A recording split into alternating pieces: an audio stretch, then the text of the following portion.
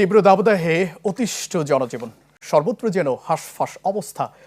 আরও জানাতে বান্দরবান থেকে যুক্ত হচ্ছেন সহকর্মী ইয়াসিনুল হাকিম। ইয়াসিন,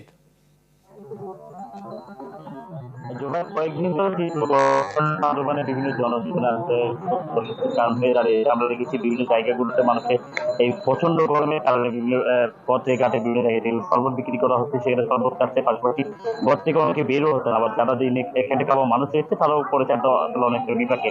আমরা দেখেছি গতকালকে এবং গত পরশু দিন 38°C তাপমাত্রা পড়ে, সেটি রাতে প্রায় 40°C তাপমাত্রা রয়েছে। এটির কারণে কিন্তু আসলে মানুষের বিভিন্ন রোগ সৃষ্টি হচ্ছে বলে আমাদের এখানে আমরা কথা বলছি স্বাস্থ্য বিভাগের ডাক্তারদের সাথে। তারা আমাদের দেখে জানিয়েছে এই গরমের কারণে বিভিন্ন রোগ ব্যাধি নিয়ে হাসপাতালে ভর্তি হচ্ছে। পাশাপাশি এই রোগ ব্যাধির কারণে কিন্তু আসলে তারা যেটি বলছে বয়স্ক এবং শিশুদেরকে নিরাপদ রাখার ঘর থেকে বের না হওয়া এবং অতিরিক্ত গরমের সময় পানিতে যাতে বেশিক্ষণ পানিতে না রাখে সেই বিষয়গুলোর কারণে। এখন পাশাপাশি গরমে ঘামের কারণে কিন্তু আসলে সর্দি নিউমোনিয়া ধরনের বিভিন্ন রোগ ব্যাধি হচ্ছে বলে জানিয়েছে। অন্যদিকে তীব্র গরমের কারণে বান্দরবানে বিভিন্ন জিনিসজনগুলো আসলে শুকিয়ে গেছে, পানির তীব্র সংকট দেখা গেছে। মানুষের আসলে দিন খেটে খাওয়া যে মানুষগুলো রয়েছে তাদের আসলে দিনের জীবন যাপনটাও অনেকটা আসলে হুমকির মুখে পড়েছে।